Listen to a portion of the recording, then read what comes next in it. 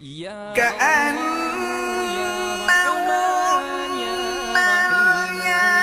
الياقوت والمرجان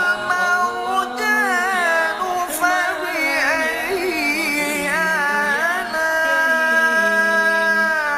آلاء ربكما تكذبان هل جزاء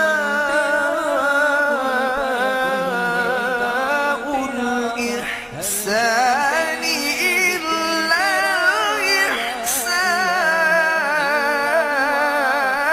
الإحسان فبأي